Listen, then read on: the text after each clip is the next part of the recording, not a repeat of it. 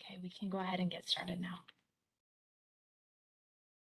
Good morning. Welcome to today's virtual conference hosted by the Civilian Oversight Commission.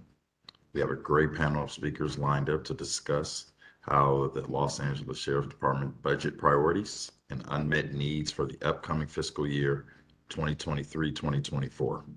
You have the pleasure to hear from some great panelists, including Sheila Williams, who is the Senior Manager of LA County's Chief Executive Office Budget Division, along with Jill Torres, LA County Sheriff Department's Assistant Sheriff and Chief Financial and Administrative Officer, Melanie Ochoa, who's a Police Practices Director for the ACLU of Southern California.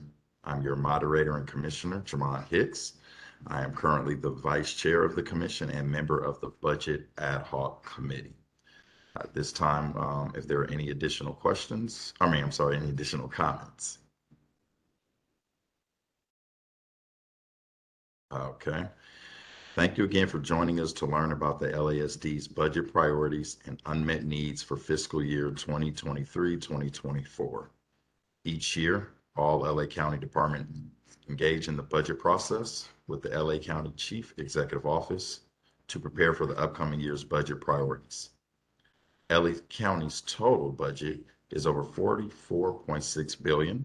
Appropriately allocating funds is a complex process that takes approximately 8 months to complete before the final budgets are approved. We will get insight from the Chief Executive Office about the county's approach for this year's budget cycle and how LASD fits into the bigger picture. We hope to help the county, CEO, and the Board of Supervisors to narrow the focus of departmental spending priorities during the phased decision-making stages. In May, the board will hold public hearings before making final changes to the budget in June. Our panelists from CEO will explain how the public can provide feedback during these stages. We will hear from the Sheriff's Department about what priorities they presented to the CEO and their official budget request and how they came to their decisions. This is beneficial for the public to understand because it is a process that each county department follows. The department can also share how they accept community feedback. The opportunity for the Commission and other oversight bodies to review budget proposals contribute to a more reflective budgets to further improve collaboration, service delivery from accountability from our county departments. Additionally, we will hear from an ACLU community representative and the public about what their concerns are, which will contribute to the larger narrative of public safety spending. Community engagement and feedback is a fundamental part of the Commission, and we hope to improve the relationship between the department and the residents of LA County. As the Commission continues to evaluate the LASD budget process, we welcome continued community feedback. After the speakers provide their expertise, there will be an opportunity for the community to ask questions. In addition, we are requesting written public comments regarding the LASD budget online. Please visit our website at coc.lacounty.gov. That's coc.lacounty.gov for instructions on how to submit your written public comment. The deadline to submit written public comment is 5 p.m. today, March 2nd. Although we've told you the names and titles of the panel speakers, I invite each of you to introduce yourself, including your preferred pronouns and a little about your background if you wish. Without further ado, I will turn it over to the first panel speaker, Sheila Williams, a Senior Manager for the Los Angeles County Chief Executive Office Budget Division. Thank you. Thank you for having me. Once again, I'm Sheila Williams. I'm from the Chief Executive Office, and I work in the Budget and Operations Management branch, where our primary responsibility is the preparation of the county's budget. Without any further ado, I'm here to provide a brief overview of the county budget process. Next slide. So the county has 3 budget phases. It's the recommended, adopted budget, and supplemental changes. Next slide. So during the recommended budget phases, county departments submit their budget proposals to the CEO during the month of January. During February and March, our office evaluates those proposals. We analyze them, we have back and forth questions, we hold budget hearings with the various department heads for them to have an opportunity to provide their priorities and strategic plan to the CEO office for consideration. And that helps informs us as we make our final recommendations to the board. After doing so, the CEO then submits the recommended budget to the board for consideration during the month of April. And that will complete our recommended budget phase. Next slide. As indicated, public hearings are then held during the month of May, and there are an opportunity for departments as well as residents and any other stakeholders to be given an opportunity to provide their opinion on the budget that has been presented to the board for their consideration in April. Next slide. After the May public hearings, we then go to our next phase, which is the adopted budget phase. We basically take the recommended budget. We address any ministerial changes and/or substantive changes that may not have been considered in the recommended budget, and that is produce our adopted budget for the board's consideration during the month of June. Next slide. Our last and final phase is supplemental changes.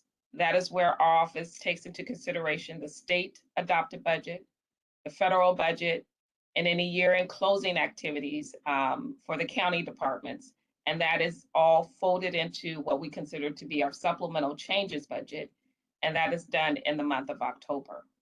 And so supplemental changes is approved by the board to incorporate the state, federal, and any other allocations that we need to take into consideration. Next slide. So where does the money come from? Most of our funding comes from the Fed and the state. As you can see, the state provides approximately 22% of the funding to the county. The Fed's about 15%. We have charges for services, which represents about 21%. And then we have other miscellaneous funds that comes in that represent about 20%. But our locally generated revenue, where we have the most flexibility, is our property taxes, and that comes in about 22%. So most of the LA County budget is funded from state and federal resources or from fees for services, which is called charges for services. And these revenues are tied to specific programs and not available for other purposes. Next slide. And then where does the money go? The money goes to our health departments, 34%, public assistant, 25%, public protection, which is 24%, general and other costs, which is about 15%, and then recreation and culture, which is about 22%. So hospital and healthcare and public assistance make up the most of the county budget. Public protection, which includes law enforcement, also includes other county departments such as DCBA, PD and APD, and the district attorney's office. So it's not just limited to sheriff department. And that completes my presentation.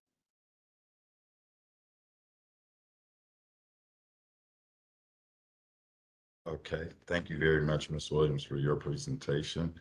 At this time, we will hear from Los Angeles County Sheriff's Department Assistant Sheriff and Chief Financial Administrative Officer, Jill Torres. Good morning, and thank you for having me this morning. To give you a little bit of background on me, prior to coming to Los Angeles, I served for 28 years with the County of San Diego in a variety of capacities. I was also an adjunct faculty at San Diego State in the School of Public Administration and Public Affairs, teaching various criminal justice, public administration courses, including fiscal and budgetary policy.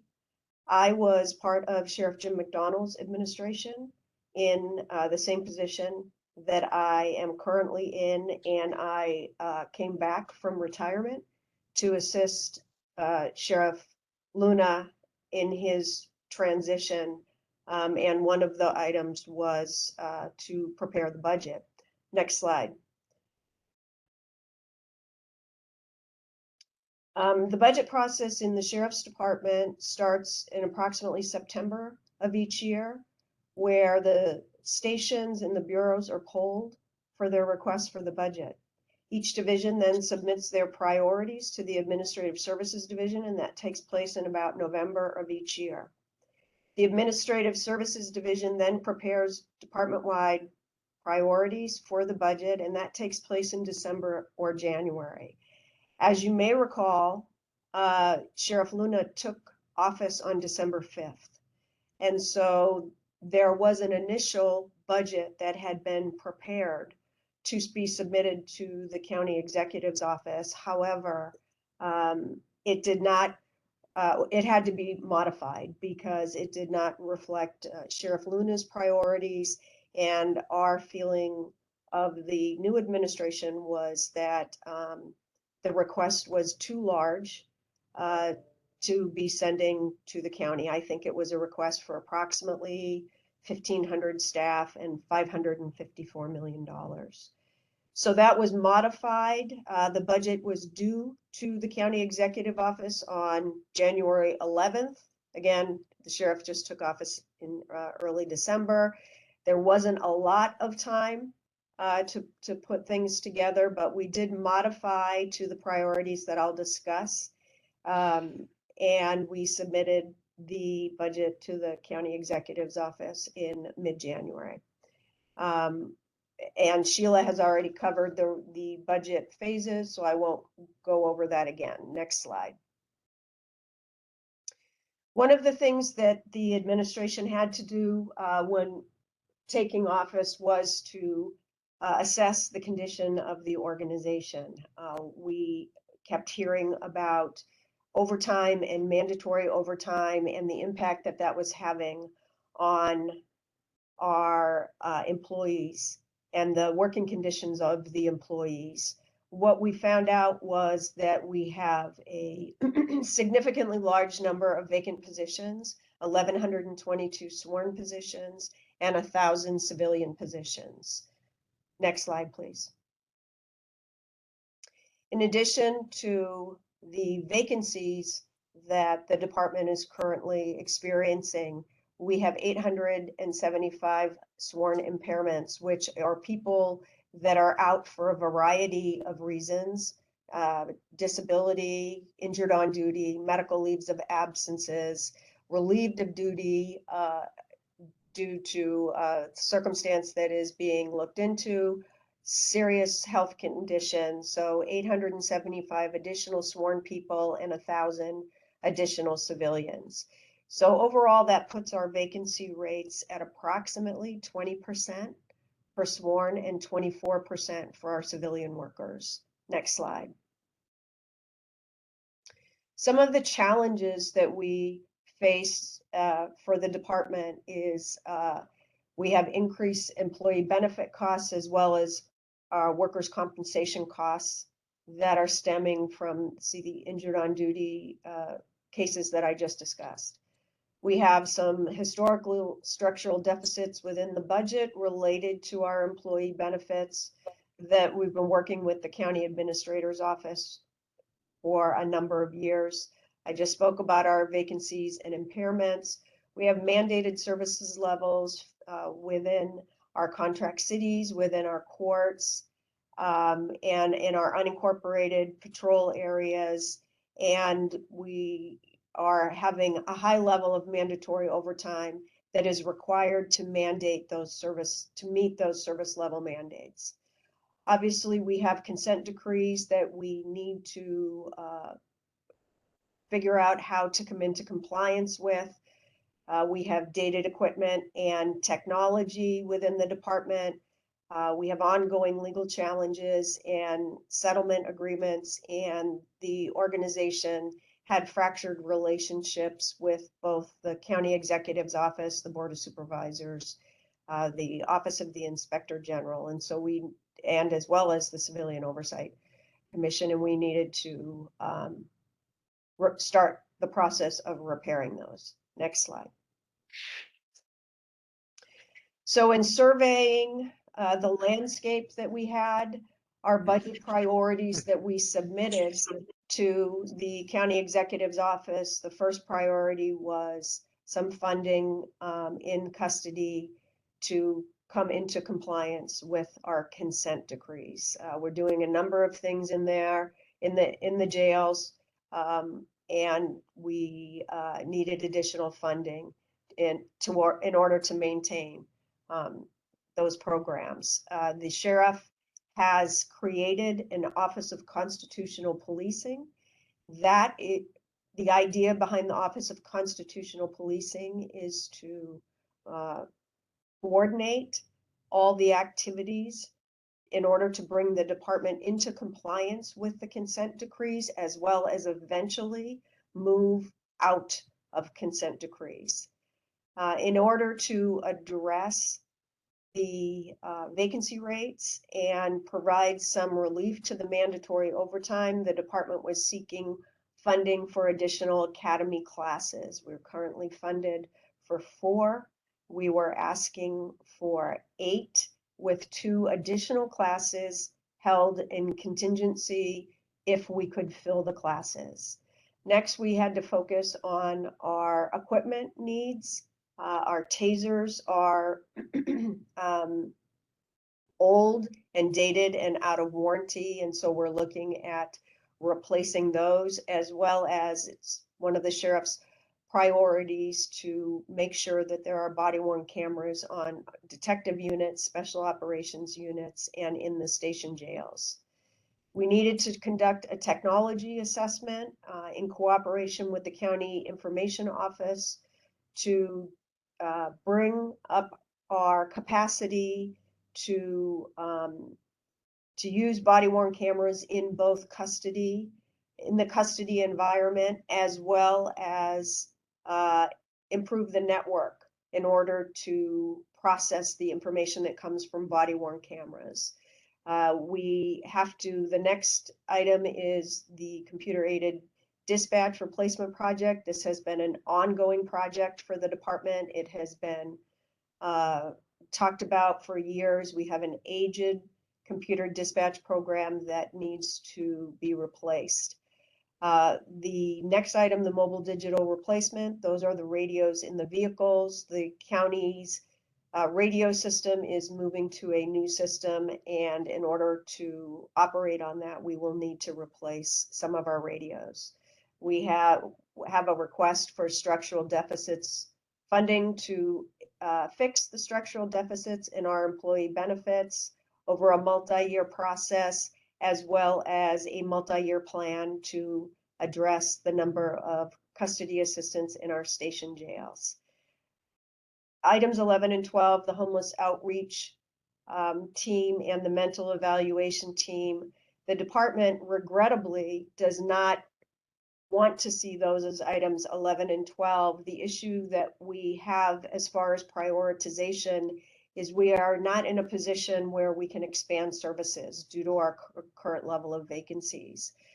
We are hopeful to improve that in the current years, in the future years, as we have additional hiring and additional academy classes, but at this point, we're not looking to expand any services until we can fully staff the existing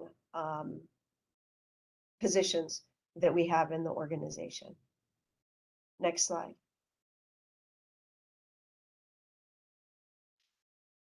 And that concludes my presentation.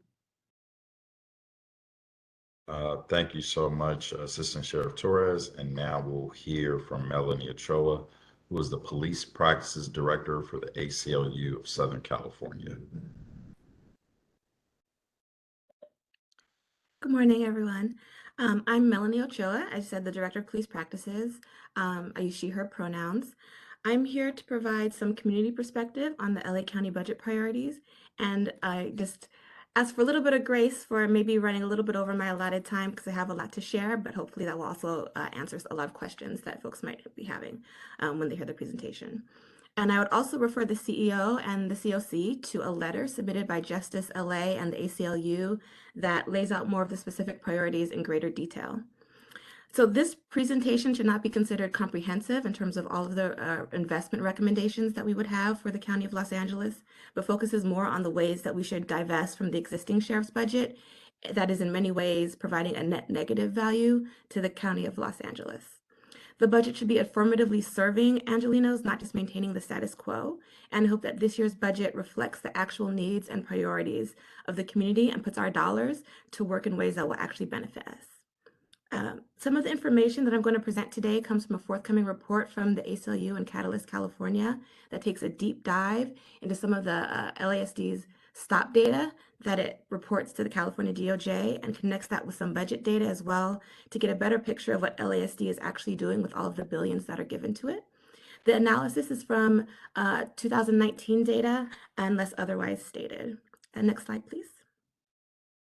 So in theory, the LASD budget represents just a piece of the pie that the board thinks helps Angelenos thrive, right?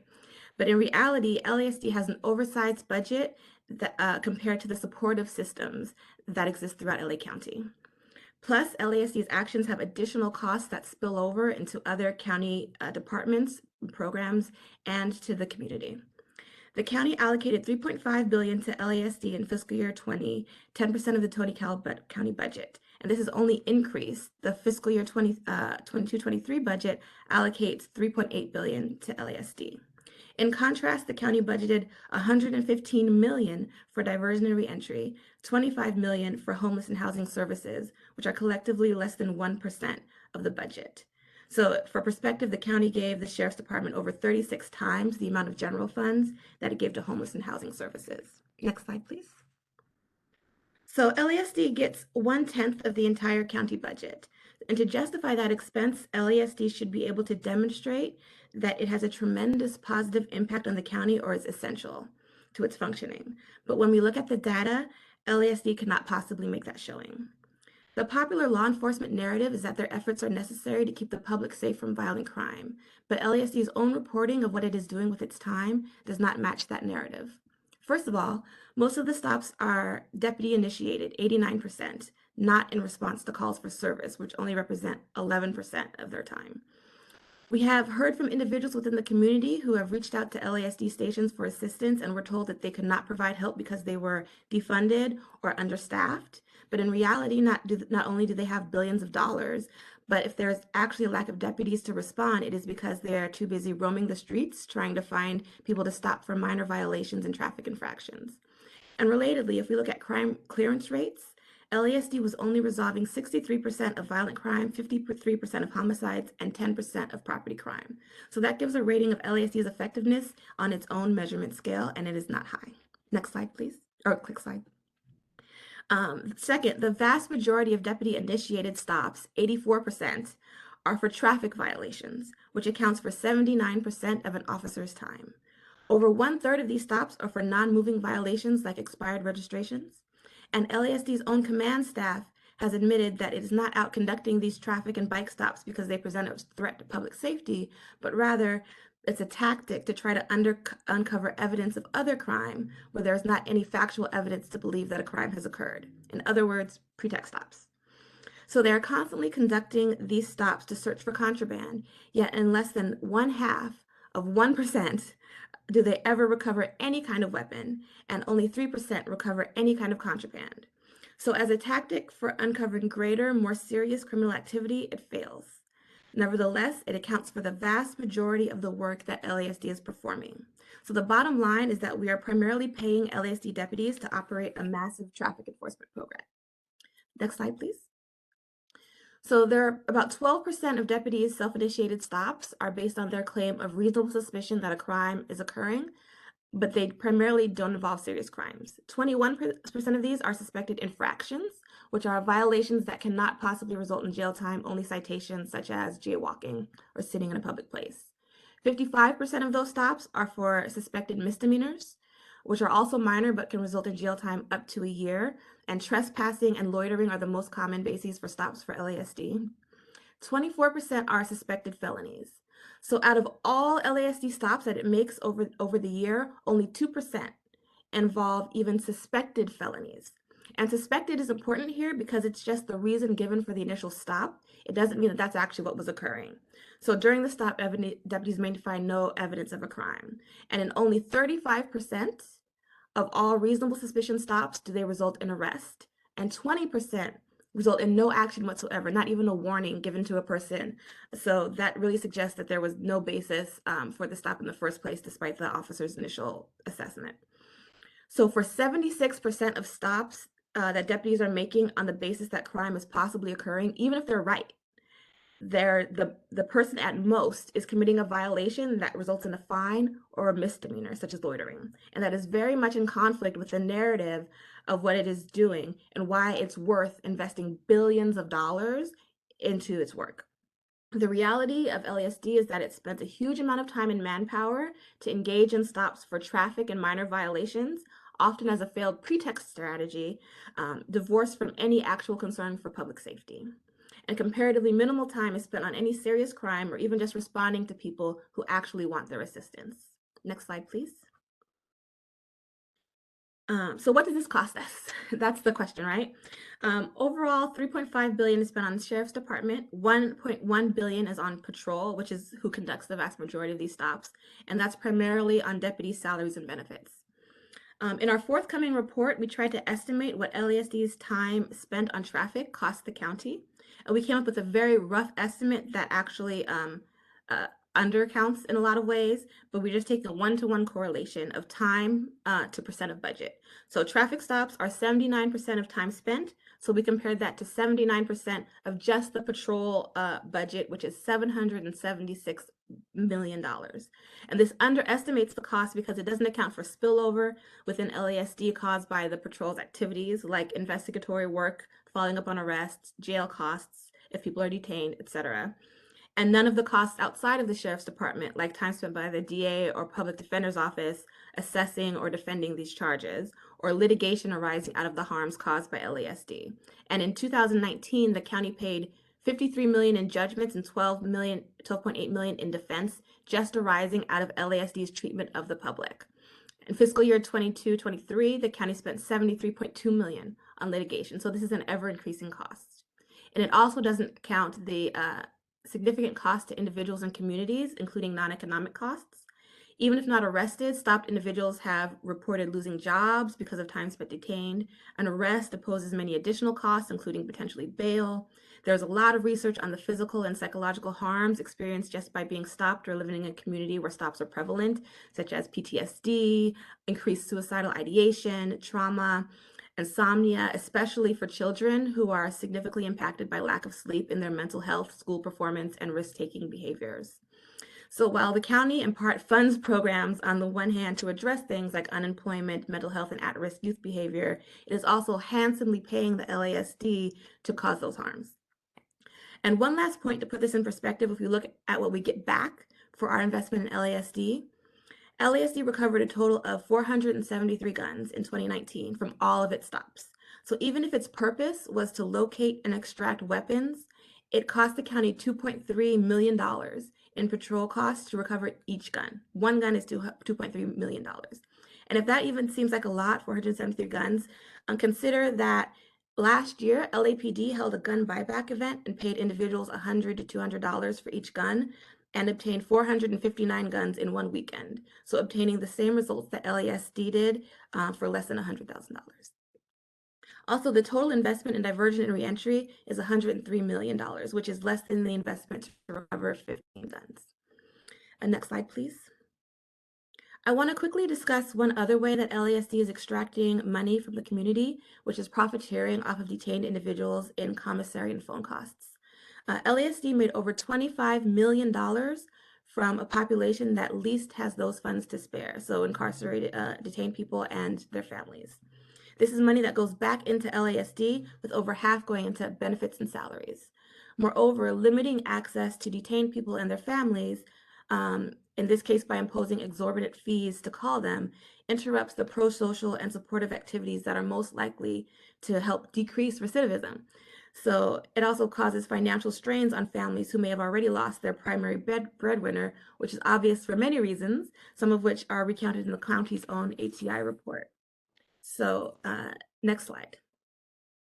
Again, underscoring the need for the budget to not just reinforce the status quo, this is a place where there should have already been movement from this practice years ago, because the OIG recommended stopping it in 2019, and the Board of Supervisors unanimously passed a motion to remove these fees and markups in 2021. The CEO determined that the cost of this would be 1/2 of 1% of LASD's budget, yet 2 years after the board motion, it has not happened. and nothing in LASD's proposed budget reflects this implementation. So we need to have the CEO affirmatively implement this if the board's motion is going to take effect, not just rely on LASD to desist. Next slide, please. So let's take a closer look at some of the LASD's budget's unmet needs and counter them with what the community investments we think are more effective in achieving the positive outcomes. So among LASD's budget asks are more custody staff, more overtime for staff, custody staff equipment, and tasers. Go ahead, click, please. None of this, with respect to more staff, this presumes that higher staff to detainee ratio, much of this is asserted by LASD as needed in response to settlements and consent decrees. But with respect to more staff, this presumes that a higher staff to detainee ratio is needed, and that the jail population will either stay the same or increase. For LASD to comply, though, with its settlement obligations, the population must decrease to come into compliance. It is already overpopulated. It is impossible for LASD to staff its way into compliance. Additionally, even as the jail population has decreased over the past few years, we have not seen an improvement in the treatment of individuals in the jails or number of deaths. There is no correlation between safety or improved conditions and increased staff ratio. So this alleged goal is not a legitimate justification for increasing LASD funding. Also, while asking for tasers, LASD argues that it will save money on civil liability if they have tasers in addition to their other weapons. However, it bears noting that among the highest settlements from last year was an incident where deputies killed an individual with a taser and another where they severely beat someone using their bare hands. So changing weapons does not solve the problem of the deep-seated deputy violence, it just provides more ways to cause harm. So instead, we ask for decarceration to reduce the jail population, HEI-informed community-based services, and the end to phone fees and commissary markups. So here and throughout, you'll see that we refer back to the HEI recommendations, which the county has already endorsed, and primarily need sufficient and consistent funding to the departments and community-based organizations necessary to implement them. Next slide, please, or click, please. LASD also wants money for training for officers as they fill additional vacancies, additional patrol equipment, and employee benefits, which includes officers to perform child care and youth-related services. Click. Considering the massive amount of money that LASD spends to allow its deputies to conduct nothing more than traffic enforcement, again, $776 million solely on traffic, LASD should be able to downsize, not expand, even to perform the functions it claims it should be doing. Further, we should be shifting to fund preventative community-based services rather than punitive responses to harms that have already occurred. To limit violence, it is more effective to deploy peacekeepers, intervention workers, health workers, or others that can prevent that violence than to randomly stop pedestrians, cars, and bikes for pretextual reasons to see if they can find a weapon. A practice which additionally causes harm and makes engagement in criminal activity more likely through a variety of mechanisms, some of which I've already discussed, but there are many more, like increasing joblessness, psychological stress, and likelihood of increased risk-taking. Also, traffic safety can be better and more consistently be addressed by investing in smarter street design to avoid injuries like pedestrian deaths. And individuals who are actively trained to work with children should be the ones that are paid to work with children. And that would also eliminate the risk that youth might be brought into criminal legal system through normal interactions with their putative caretakers, such as not following orders, which is something we have seen happen when police get involved in that space. Click, please. LASD wants money to expand its law enforcement, homeless, and mental health outreach. Click, please. We want funding for permanent supportive housing, alternative crisis response, and for programs that support and provide real treatment to the needs of the community. Again, much of this is already spelled out in depth in the HEI recommendations. In jurisdictions where they have diverted mental health calls to response teams comprised of care workers and peers, results in significantly better outcomes than teams that involve police. For instance, in the LA Metro, police-led teams doing outreach to unhoused people placed only 1% of people in housing, while nonprofit outreach teams serving the same area were able to connect 27% of people with housing. None of these contacts with the nonprofit escalated to violence that needed law enforcement intervention. And in the absence of actual housing, that outreach is of limited effectiveness. So we need to be investing in that as well. Moreover, LASD has shot multiple people while responding to calls from family members seeking help with mental health crises in just the last 2 years. Met and host teams still include officers, and we need non-police response that is capable of addressing the actual needs of individuals experiencing houselessness and mental health crises. Police presence in those situations uniformly leads to worse outcomes, whether it is stress-inducing a police contact for someone who is already in crisis, arrests or fines that further destabilize individuals, or uses of force. These negative outcomes cannot be avoided through using Met or host teams. Non-police teams can also be staffed at a much more reasonable cost and allow for greater coverage. Next slide, please. So finally, if the county fisc is more than LASD's personal piggy bank, then it would reflect a deep mismanagement of county resources to continue to fund expensive and unproductive and wasteful practices, not to mention harmful. Again, 1/10 of the county's budget goes to LASD, and the majority of LASD's time is spent making traffic stops and stops for minor violations as an ineffective tactic to find evidence of crimes that haven't even occurred. Put in those in more realistic terms, I don't think any individual responsible for county policy or finances can say that such a practice is worth $3.5 billion. We ask that you look at LASD spending with that critical lens as we move into the budgeting period for this year. We recognize that deviating from the standard approach of uncritically funding LASD at the expense of the county's other priorities is a challenge for the board and the CEO. However, it is simply not fiscally responsible, nor does it prioritize the actual needs of the county residents and taxpayers to continue to fund LASD's practices in the manner that they have been funded. Thank you. Thank you so much, Melanie, Sheila, and Jill, for providing such important information and insight regarding public safety budgeting. This is clearly a complex process that requires a balance to ensure our spending is reflective of the department's operations and the community it needs. It is so important that our communities can live safely and with peace of mind. At this time, I have to turn it over to Commissioner Harris as I am being called into court. So Commissioner Harris, thank you for joining us and taking over in my absence. I appreciate it greatly. Thank you very much for bringing us to this point. Good luck in court, and we'll see you down the road. And thank you, Ms. Ochoa and Ms. Torres and Ms. Williams also for a few presentations. They were very, very enlightening. I have to say, a lot of information there to be absorbed and digested, but I appreciate all the efforts on the part of everyone to try and bring the public up to speed on just how complex the budgetary process is for the County of Los Angeles. You're right, it is a very, very difficult balancing act to meet the needs of all the stakeholders, and not everyone's going to agree on what the right outcome is. But I think if people come to the table in goodwill and open minds and open hearts and listen to everyone's points of view, I think we can hopefully come to some rational conclusion on how we can best spend those limited county dollars. At this point, if I'm not mistaken, we are prepared to open this up to questions from the public. Is that correct? We will go ahead and open for questions to the public. So if you are logged on to the WebEx or called in via phone, please go ahead and raise your hand now. This will put you in queue to ask questions. I see we already have a couple of folks joining.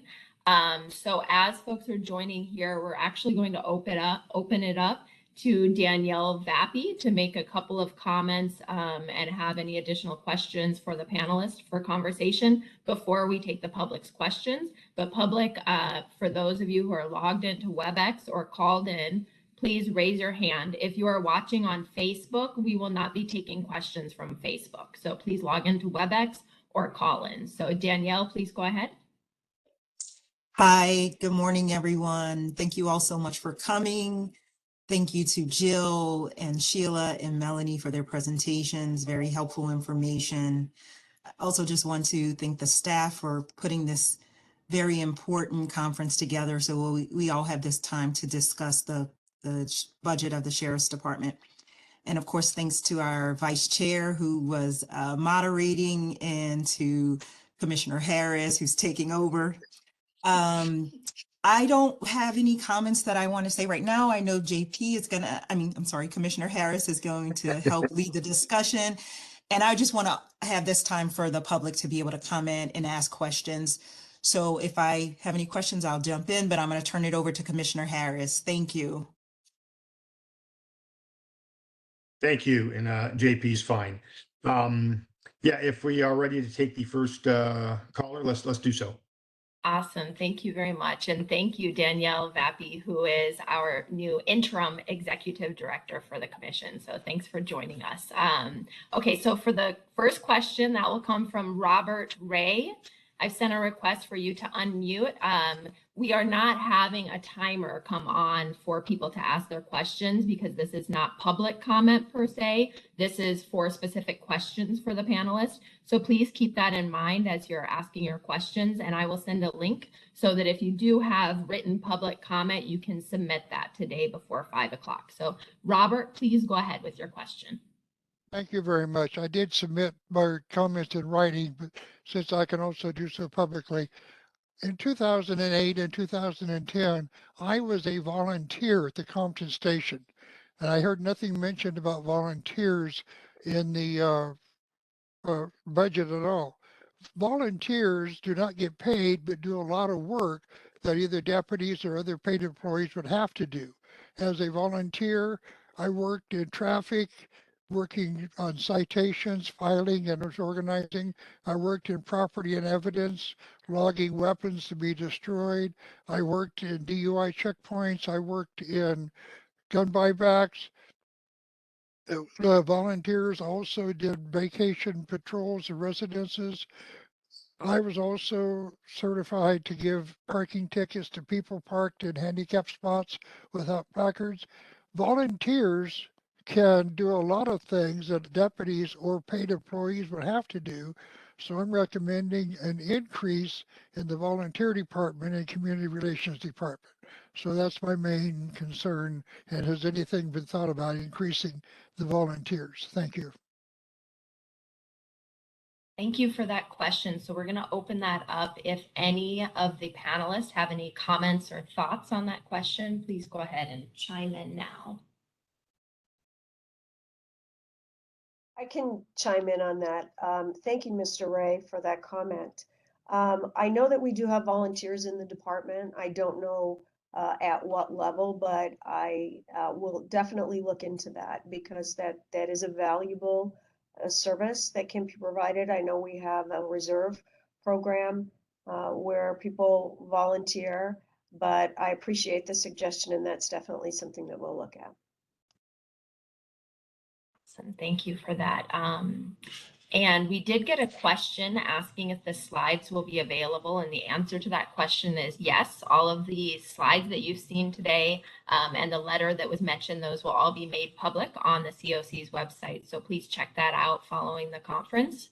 The next question will come from a call-in user. We're sending a request for you to go ahead and unmute yourself now. This is call-in user whose number begins. Hello? Oh, you're unmuted. Yes, please go ahead, call-in user. Hi, yes, my name is Carla Carranza, and I'm with the Sheriff's Department. I was listening to the presentation and taking a few notes. And since I do have experience working on the field and working with the juvenile intervention program that the Sheriff's Department has and has had for the past 20 years, and also have been a school resource officer and now have promoted and I'm working the jails currently, I can see firsthand the understaffing not only in patrol, but also in custody facility. But I want to ask Ms. Melanie and Ms. Sheila and Ms. Jill, have you guys taken a tour or even a ride along with our officers to see what kind of calls we handle on a daily basis? Same thing when I worked with the host team, which is the homeless outreach team, where we work alongside and partnered up with the Department of Mental Health Department, which is real treatments that we do provide, and also have the Veterans Affairs. My husband's a veteran, and we do have veterans coming out to talk to some of these homeless people, where I've interacted with the homeless people as well. And it's hard to house homeless people because a lot of the time we can't force them to go somewhere. So when you're saying that we need to be housing homeless, do you want law enforcement to start forcing them? Another thing you said is that deputy personnel in jails kill inmates, and I think that's a prejudice assumption or even inquiry to do, because does your slideshow demonstrate how officers are hurt or even killed on duty for the lack of, sufficient personnel or safety equipment and even training? Our deputies are being overworked right now and with hours because we don't have the sufficient staffing, and we still have to meet the settlement decree of the judgment with the ROSA's provisions of the CCJB. I do invite you guys to come. And I just want to ask you to please, when you finish your comments, if you could just recap with the questions that you have again, we'd appreciate that. Okay, my question would be is, would you consider doing a visitation to our patrol stations and also our jails so you can see for yourself firsthand what officers are dealing with on a daily basis versus just making a judgment? Thank you very much for that. So now we'll open it up to the panelists. Please go ahead. Sure, I can address that. So I'm an attorney at the ACLU of Southern California. My comments were in part derived from a lot of folks from the ACLU of Southern California. We actually serve as the monitors in the jail on the consent decree. So we are regularly in the jails. We are regularly communicating with also inmates of the jails who send us letters and try to contact us about the atrocious conditions within the jails. We are in court just this week pushing for more accountability in the jails because we do see the horrible conditions, and that's where these recommendations are derived from, that we recognize that we cannot staff our way out of this. We recognize that the solution is decarceration. Particularly for people experiencing mental health issues, they are not served, they are harmed actively by remaining in the jails, many of whom have been determined that they could be released. And so that's our primary goal, is getting people access to supportive systems outside of the jail context. And the reference to, maybe perhaps you misunderstood that my suggestions around dealing with people experiencing houselessness. I believe that the sheriff's department should be extracted from that work completely. So they would not be trying to command folks to get into any type of supportive housing or do any kind of actions. We should be connecting them with workers who can actually provide them assistance that they need, and also creating that permanent supportive housing, which is absent largely from even the options that are being provided to folks who they engage. Thank you for that. And do we have any additional panelists who would like to comment about what options are available here that she was talking about? Okay, seeing I'd like to suggest, if I could also just suggest, I know we may have people with specific expertise from the department listening in. Anyone from the host team or the med team or anyone else, I'm not saying they have to necessarily step in because they're not panelists, but if they have some specific comments to specific issues that can clarify things. I know, we all look at these things through a different lens, and that's not to discount any one particular point of view. All points of view probably have a lot of validity depending on where you're coming from and what you're observing and hearing from your constituencies. And some of us have the same constituencies, but we perceive the situation they find themselves in very different ways. So I do appreciate the comments from the caller. I also appreciate the position of the ACLU. I know you do have people in there in the jail. It's not that you don't have some actual real-time experience there, even though Ms. Ochoa may not personally be doing that, although I don't know that you're not. But I know that you do have people there and you do have inmates talking to you. So we appreciate all those points of view. Like I say, if there is someone who's listening in from the department that perhaps maybe has some specific expertise specific to the issues being raised by callers, that would be fine if you want to come in. But we can go ahead and take the next caller if we're ready to do that. Awesome. Yes, thank you. So the next question, Martha and Lily Hernandez, I've sent a request for you to unmute. You are unmuted. Please go ahead with your question. Okay. I'm Lily Hernandez. I'm speaking on behalf of Martha Hernandez. She's a activist in East LA. And so one of the things we were discussing is, you know, they used to have community advisory committees within the sheriff's department out of East LA during the pandemic that was eliminated.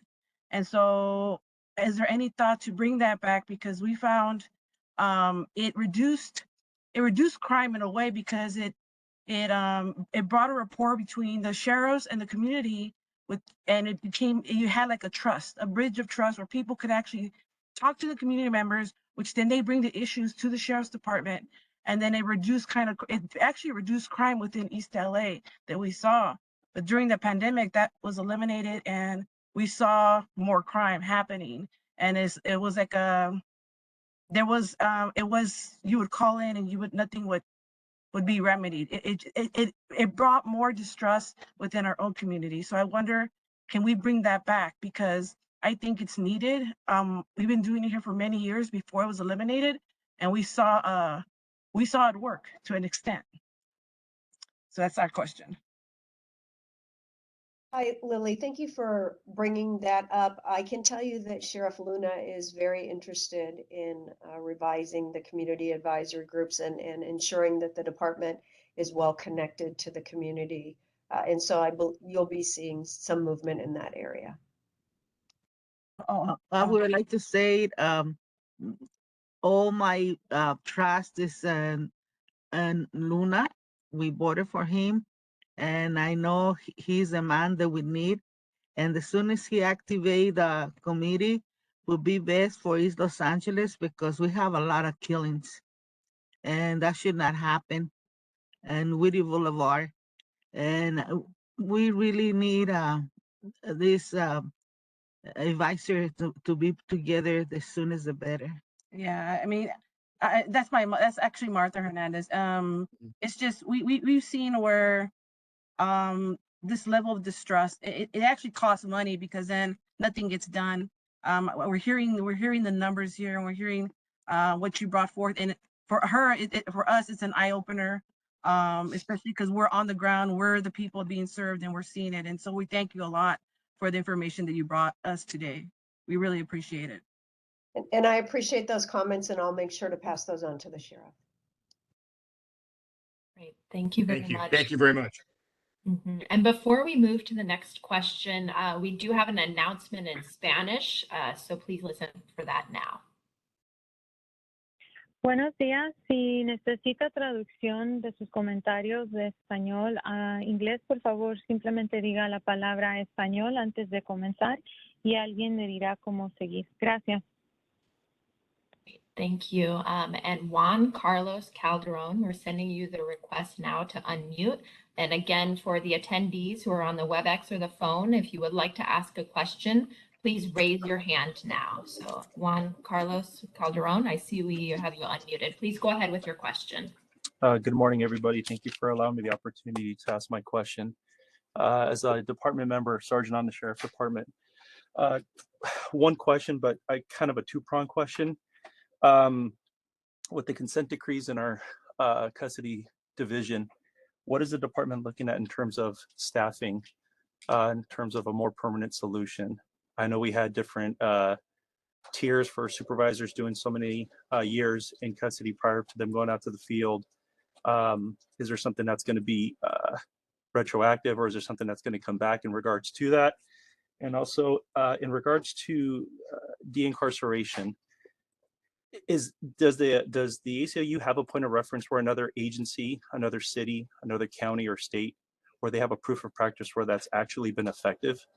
Because I have tried to do research on it, and I don't seem to find anything where defunding a department has actually proven beneficial to the members of the public that it serves. Thank you.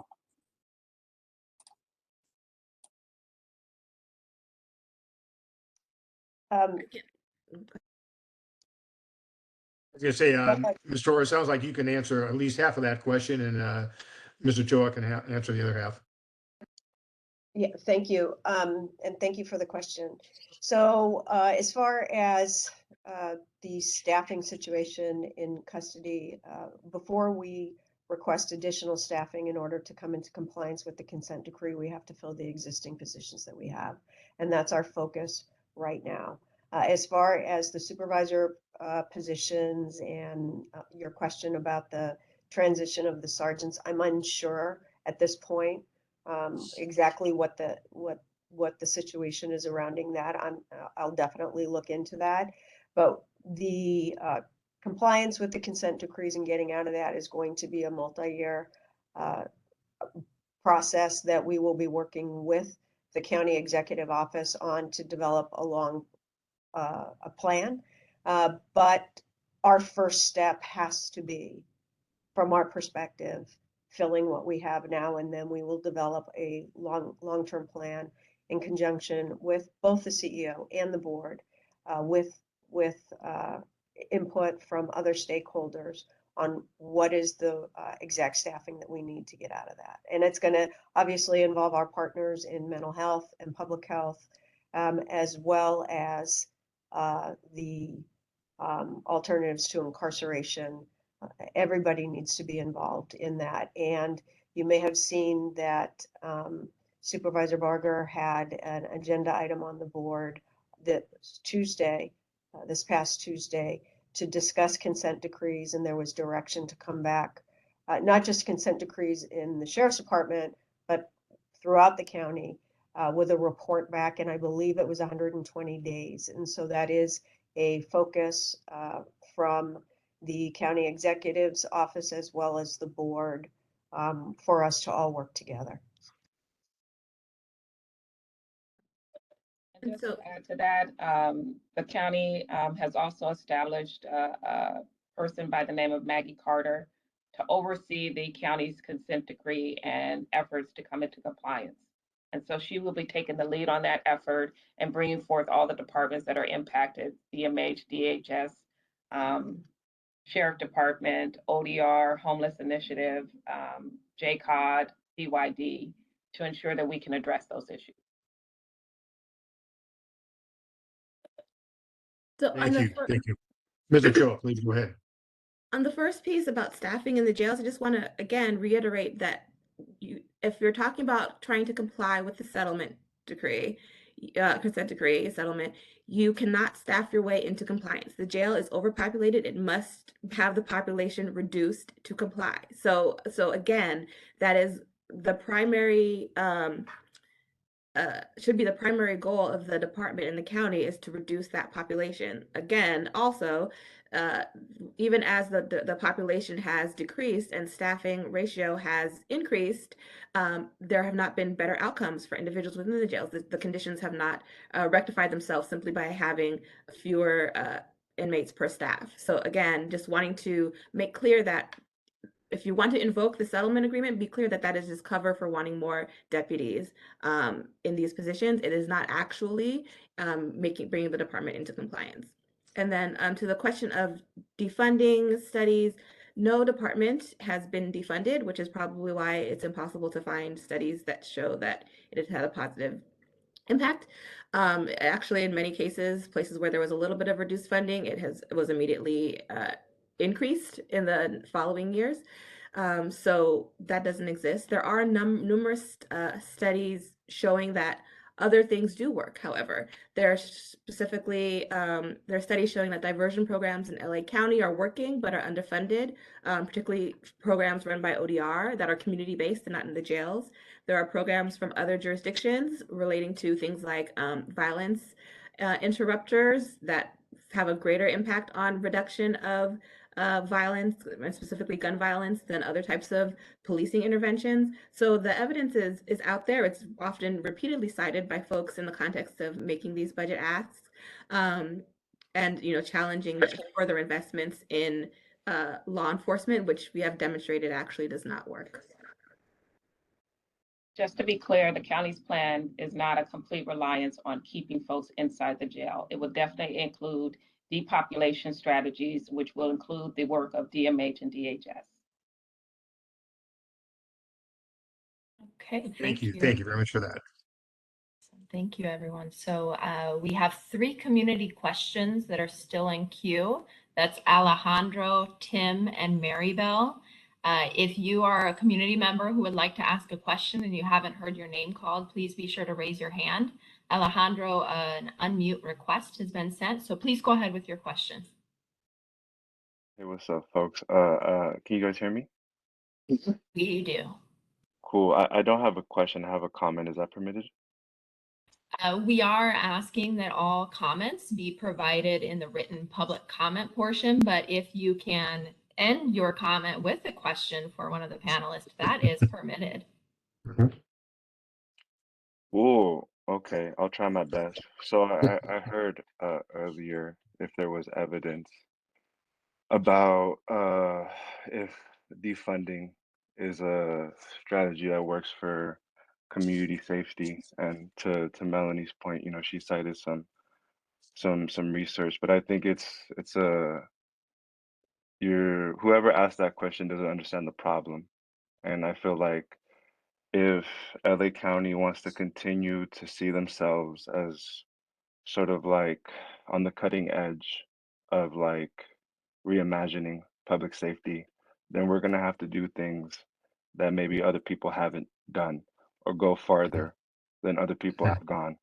I'm sure during slavery, folks weren't asking, oh, is there examples across the world where slavery was abolished and it worked? I'm sure during Jim Crow, people weren't asking, oh, are there examples where segregation is ending and it works? Like these are things that require us to do things that maybe we haven't seen. And I understand the concern about community members finding safety in the police, but I feel like continuously investing in the police and continuously meeting their budget demands and their staffing demands, I think exacerbates that problem. So I failed and I don't have a question, but that's my comment. All right, well, thank you very much, Alejandro. You're forgiven. Next up, we have Maribel. Maribel, a request has been sent to you to be unmuted. Please go ahead with your question Morning. now. I hope that you can hear me. I do have, I believe it's 2 questions, and then I will, if possible, and I can make a recommendation. My first question is, how is the department going to allocate the new deputies that are being hired out into the communities? Is there a strategy or a plan for that? That's one question. The other question is, by when does the department think that they will be fully staffed in order to be able to expand those much needed programs, which are the host and the Met team? And then my recommendation is the following. I know that the department is very big. It covers all of LA County. However, it may suit us to look at each individual station and see what their needs are in terms of the staffing, all of the equipment that may be needed per station, as opposed to looking at it as the entire department, so that we can make those the priority stations, if you will. I'd like to ask that you keep in mind the population of the area as well as the area of coverage. I live in the Antelope Valley and my city is 105 miles. For the deputies that we have in our city now, we don't have enough. Our deputies are being ran to the ground, quite frankly, because of their mandatory overtime and all the extra that's being put on them. It is creating a health concern and a mental health concern for the residents, because our deputies are struggling with those things as they're trying to patrol and provide us services. Also, I see and I hear more, and of course, some of my friends who are going out and they're pursuing a CCW, pursuing home safety because of the lack of our deputies out in the field. So that's my suggestion, my 2 questions. Thank you. And if you could just go ahead and recap your 2 questions, that would be super helpful. Yes, how is the department going to assign the new hired deputies? And by when does the department foresee that they will have full staff so that the host and the Met teams can be expanded? Great, thank you. Maribel, thank you so much for your question as well as your concern. And the concerns that you just so clearly articulated about the stress and the strain on the existing deputies is the same focus that the department has and that Sheriff Luna has. We are extremely concerned about the amount of mandatory overtime that people are currently working because of the existing level of vacancies and impairments, people that are not able to come to work. To address your first question, as we hire deputies, we look at the highest number of vacancies at all stations in all divisions, and that is how we spread the they call them gains, the new positions coming into the new people coming into the organization. And so we look at the vacancies at all the levels, and that is how we spread at all the stations and all the facilities, and that is how we spread them. When do we think that we are going to be fully staffed? I can tell you that we were at a similar, not quite as bad vacancy rate back in 2017, 2018, and it took us approximately 18 months to 2 years. That's not the timeline that I am happy to provide you in response to that question. However, I think that's probably realistic, because one of the things that we also have to balance as we're hiring people, we have retirements, we have people that are lateraling to other agencies. Unfortunately, the existing high levels of overtime are causing people to take positions elsewhere. And so we have to improve the environment for our employees as far as mandatory overtime, and in order to them to have a better life balance. We have I just read some exit interviews last night, as a matter of fact, that people are leaving to go to other agencies because it's closer to home, because they don't have time to see their family, because the overtime is taking too much of a toll on their personal life. And it's heartbreaking to hear that is the current environment. And so I feel the pain that you're expressing about the deputies in your area. And we're really hoping to improve that as soon as possible. The other request that I would have is, we are hiring. And so if you know someone that would be a good deputy sheriff, that would want to work for the department in any civilian capacity, please refer them to our recruiting unit. Because we, in order to fill the deputy positions that we currently have, we have to have good quality candidates. And so we're out doing that. But if you know someone, please refer them to the department's recruiting site. And we would love to get them in if they're to be a deputy sheriff. I just wanted to add one thing, just to underscore a prior point made in the presentation in response to the concerns about understaffing, to just recall that 89% of stops are deputy initiated. The vast majority are for traffic. 76% of officers' time is spent policing traffic. And so if there is an actual belief by LASD that certain areas are understaffed, they should be taking a deep look at the practices that the patrol unit is engaging in. Those stops, I didn't provide the numbers, but they're they're largely racially biased, including actions taken after stops, people who are subjected to more invasive search, and least likely to result in production of contraband are African American. And so I think we definitely need to keep that as part of the conversation, this narrative of understaffing. Take into account what the staff is doing with its time, because that's a crucial part of this narrative that I think gets missed, and that was part of the information that I hope to bring to this conversation. Thank you, Ms. Ochoa. In fact, that was not lost on this commissioner. I appreciate your reemphasizing that point, because it is an extremely valid point. I hope everyone else is paying attention to that also. We're ready for the next question. Great. Kim, a request has been sent for you to unmute. Please go ahead. Hey, good morning. Can you hear me? Yes. We do. Thank you. Wow, so many things to talk about. So my question is when will this committee or the sheriff's department realize that the sheriff's department is really operating on a 1970s, 1980s staffing model prior to any normal business process modernization. And what I mean by that is Ms. Ochoa is talking about traffic enforcement, and everyone is talking about reducing inmates in jails. And you're talking of the difference between crime prevention and active law enforcement.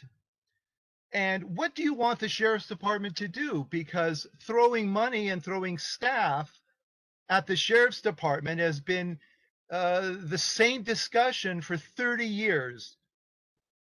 And you will never solve it.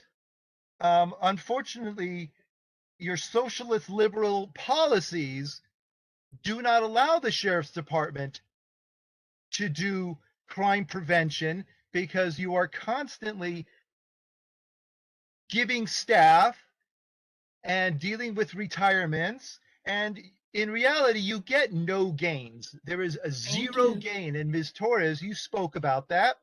Thank you very much, Tim. If you could conclude your comments with a question. My comment is when will this committee realize that the sheriff's department needs major change from the inside to address what the politicians and the public want on the outside? Do we want crime prevention? Do we want active crime remediation? Because that's what traffic stops do. Traffic stops look for bad guys. Okay, thank you so much for that question, Tim. Thank you.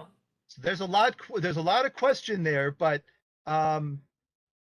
continuing the same methods don't work, and that's coming from this commission. Great, thank you so much for that question, Tim. So if any of the panelists, if you have any comments or responses that you would like to provide at this time. No one's going to touch it. I'm not sure if I understand the question, but if you're saying that traffic stops are an effective way to proactively fight crime, I think is what I'm not exactly sure what the question is. Traffic stops are an effective way to stop crime.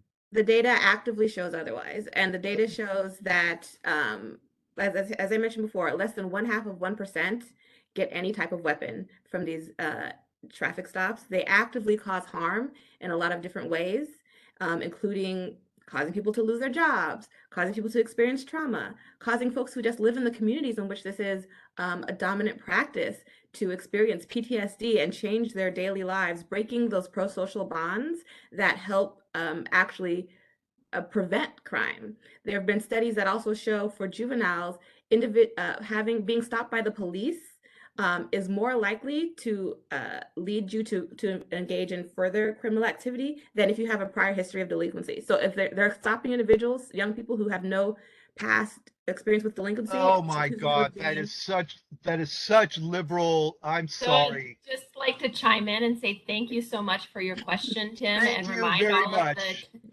and remind all of the attendees that if you would like to provide a written public comment, you can do that on the website, and that will be reviewed by all of the commissioners. And we'll move on to our next question. We have 3 more individuals who have questions, and we have about 15 minutes to get through them. So Yvette LA, you have been sent the request.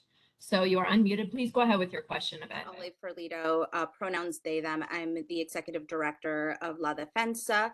And, you know, I want to quickly speak to the last comment that was made. I appreciate Commissioner Ochoa coming in with the actual data. And what the data shows is that investment in youth development, investments in housing, investments in economic development, in job creation, in education and trainings are actually more effective investments in combating harm in our communities. And I do want to also ground ourselves in the reality that crime, what we talk about as crime is not necessarily a moral failure, or is not necessarily actual harm happening to our communities. Just because something is illegal doesn't make it immoral, it doesn't make it harmful.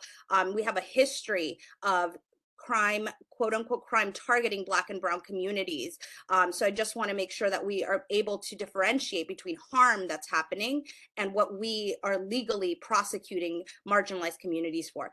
But my question really centers around mental health. So a previous speaker talked about the need for more sheriffs because they're busy responding to, mental health crises. And the reality is, if sheriffs are the ones designated to respond to mental health crises, that is unsustainable, and they're untrained for that.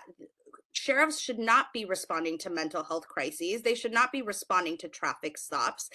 There are folks that are actually trained in de-escalation and mental health support that are the best suited. So my question is, can we get a line by line account of how the host money is actually spent? How many people does the department connect with services? Because wouldn't the money be better invested in housing and healthcare and mental health crisis support that does not involve law enforcement? If the complaint is that they're spending too much overtime responding to things like mental health crises, like traffic stops, there are pathways to redirect that funding. And we talked about, defunding. Everyone uses the term defunding. And that's just one half of it. Defunding is a piece of that, but the reinvestment piece is actually what's most important. It's not just about pulling money out of the sheriff's department. How can we actually create pathways to reinvest those dollars into what actually prevents harm? Housing, youth development, mental health support. So would love to get some data around the efficacy of what the department is actually doing. Thank you. Thank you, Yvette. And if you could just recap, I think you had a couple of questions baked in there. So if you could just bullet point your questions really quickly, that'd be helpful. I think we might have lost her. She might have been unmuted. Okay, if any of the panelists, if you remember her questions, please go ahead.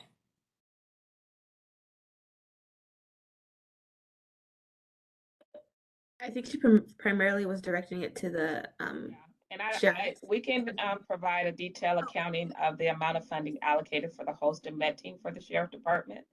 But I just want to make it clear that the numbers that were provided by Ms. Ochoa, I think you indicated they were based on 2019 numbers, and the numbers associated with our homeless efforts, ATI, Office of Diversion and Reentry, those numbers have changed dramatically. We've stood up the Department of Youth Development, we stood up the Department of JCOD, we stood up a Department of Economic Opportunity, we stood up a Department of Aging. We've also, ODR budget, I think is somewhere around 280 million at this time, and that's just ODR. You didn't mention the amount of homeless funds that we received through the state sales tax, which is roughly between 300 and 400 million. You only mentioned 25 million, I think, being allocated out of the county general fund. We've, ATI, I believe, which is now rolled into JCOD, as well as our jail closure implementation team, which is rolled into JCOD. All of those efforts are moving forward. We have established the CFCI amount of funds where we allocated 200 million to those efforts. So it's not just 100 million that's being allocated to those efforts. And I just want to make that clear, and that we are continuously striving to move to try to address things from both areas with public safety, along with investing in the community. And it's not just a single prong approach.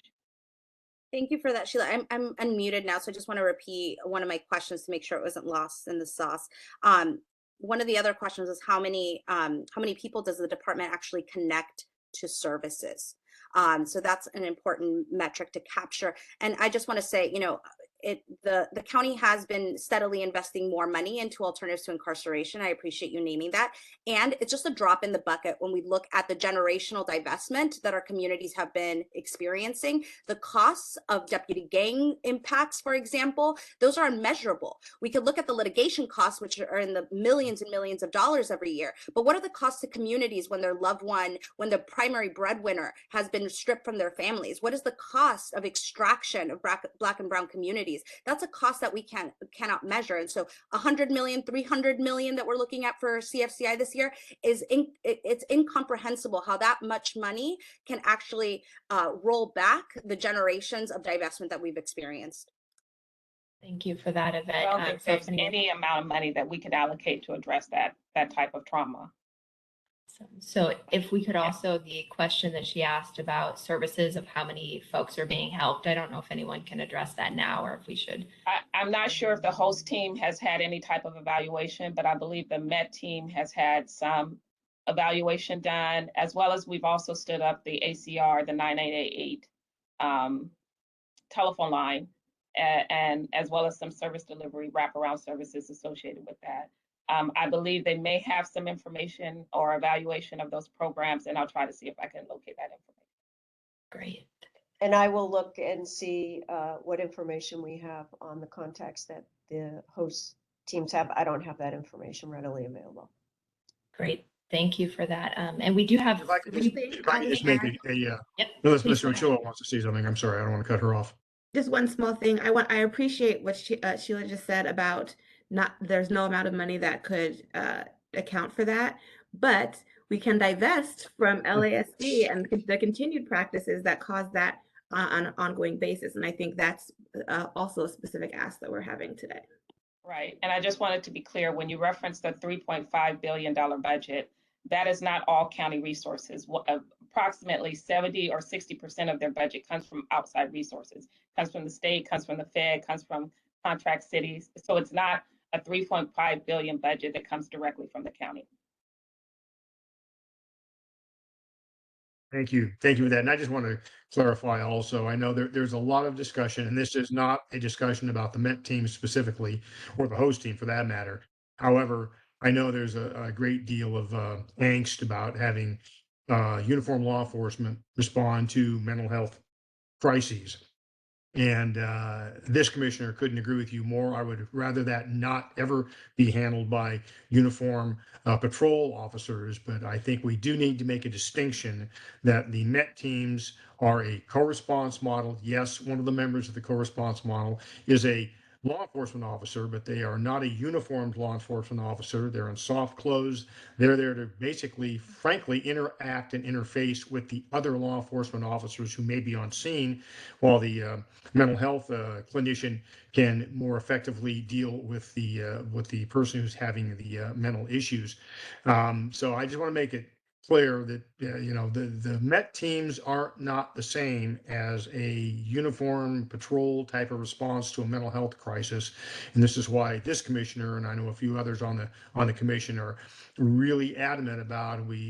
I appreciate Ms. Torres' comments about we've got to get our staffing up before we can start increasing the amount of Met teams that are available, but we really believe Met teams will always have some role.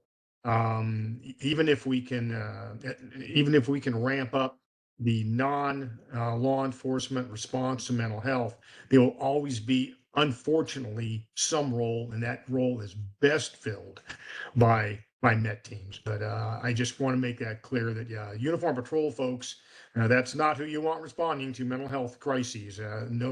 This commissioner has no qualms with that statement. He'll make it himself, and he just did. But the Met teams are not uniform patrol type response. They're a co-response model. With that, do we have another question? We do, yes. Paula, a request has been sent for you to be unmuted. We have about 7 minutes scheduled left with our panelist here, so we're going to ask that all of the attendees who are asking questions be as concise as possible, and the panelists also in your answers. So be concise. So, Paula, yes, we hear you now, and then we'll take Richie and Stephanie after you. So please go ahead with your question, Paula. Wonderful. So my name is Paula Khan, and I live in Reseda, California. I completed my master's in public health at Hopkins University last year, and I'm here coming from a public health harm reduction perspective. I know that there's an increasing number of overdoses happening in LA's metro system. There was an LA Times article that came out earlier this week talking about the rise of overdoses in public transportation sites. And I just want to know, what is the budget for overdose prevention and naloxone distribution in the LASD's budget? Like, what is being allocated to preventing overdoses in the community, especially folks who are system impacted, especially the unhoused community? What is being allocated in that respect? Thank you, Paula.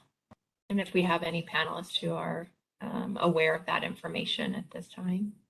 Paula, I'm not aware of exactly the amount that is allocated, and I don't believe it's specifically allocated to that as a program. I know that we have deputies on Metro providing security and responding to issues, but I will research that and look into that, and I appreciate your comments. And understand certainly the issues that are taking place with overdoses nationwide. Thank you for that very much. Next, we are going to move to Ricci. I'm trying to send you a request to unmute.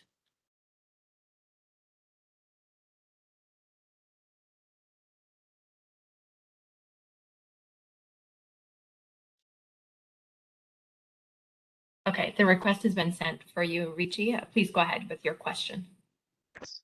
Hi, this is Richie Stranko from People City Council, and I'll make the question quick. I heard a lot talking about the stress on officers related to overtime, things like that.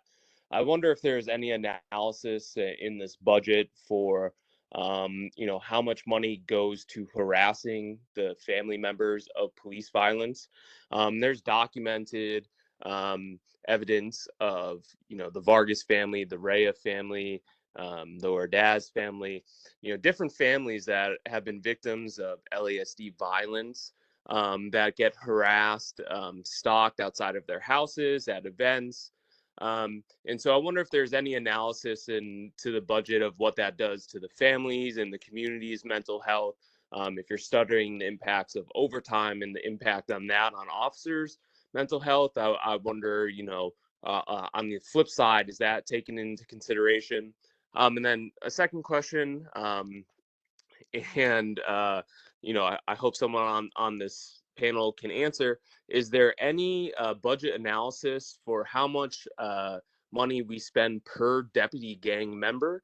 We know that there's a new deputy gang forming in East LA Station. The Banditos maxed out at 100 deputy gang members. So we know that there are that many deputy gang members in East LA Station. There's new gang formation. Thank you, Ricci. If you can just conclude with your two questions, that would be helpful. Might have already lost it, but if any of the panelists have any response to his questions. So I will respond that certainly if there's instances of harassment, that's something that the department wants to know. The sheriff is very interested in the deputy gang issue, as well as misconduct on behalf of any of our employees. And he has made it clear that is not going to be tolerated. The sheriff's priority, as I mentioned in our previously when we went over the budget request, one of the sheriff's priorities has to do with the Office of Constitutional Policing, and that will be ensuring, the role of that office will be to ensure that our deputies and all of our employees are policing in a constitutional fashion. And so they will also be dealing with instances of misconduct, claims, settlements, lawsuits that come out of any sort of misbehavior involving our employees. Thank you for that. And Commissioner Harris, we do have two more individuals who have signed up for questions, but about 1 minute left. I'm going to leave it to your discretion if we take them or let's take them, but we will have to cut it off after these two. But let's go ahead and take them if they've already signed up. Okay, Stephanie okay with our Luna. panel. Can you give us a few more minutes? Okay, Stephanie Luna, request has been sent for you to unmute. Please go ahead with your question, Stephanie. I see you are unmuted, Stephanie, but we do not hear you yet. Did you have a question? Yes, can you hear me? We do, yes. Please go ahead, Stephanie. Yes, I'd first like to thank Melanie Ochoa for that presentation. If there's one thing that we've learned is that people need care, not cops. We know that no matter how much money we're giving this department, things aren't going to change. It's pretty common sense that we don't need to do these ride-alongs with deputy gang members to see that officer-involved shootings have increased. to see that And people Stephanie, I experiencing. just want to make sure that you get to your question. So Yes, I don't want to cut I you do off, have, but no, I do have two questions at the end. It's okay. kind of leading up to it. You know, I want to bring up the points of the deputy that called in and asked if people were willing to do the ride-alongs and were willing to do the walkthroughs of the county jail. There's reports that are you know, insightful, that document the problems that we're having within the system. You know, one of my main questions is to the individual that just spoke about the family harassment. You know, my family has been documenting our harassment for the past 4 years. The perpetrators are the two deputies that murdered my nephew, Anthony Vargas. We've done numerous reports. We have photographs. We have videos of the responding deputies showing up in front of our home. It's been 4 years. Nothing's been done.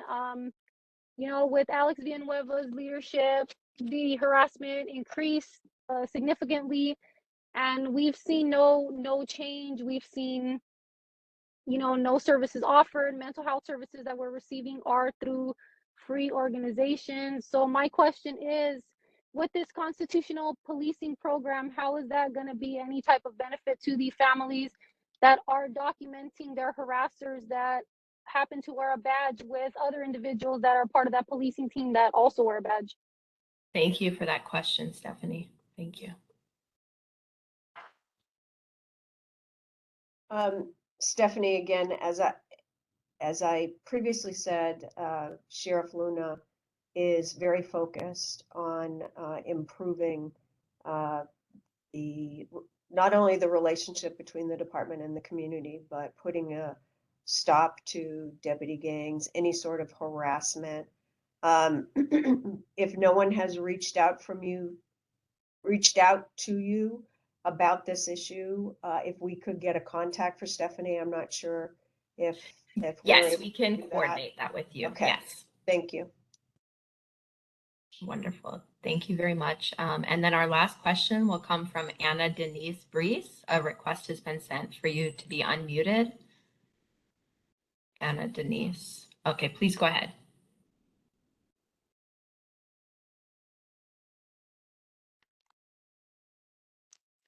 Anna Denise, I see that you are unmuted. Can Okay, you great. ask? Oh, yes. Yes. I actually am a lieutenant with the Sheriff's Department and I oversee our MET team. I do not have a question. However, I have a comment.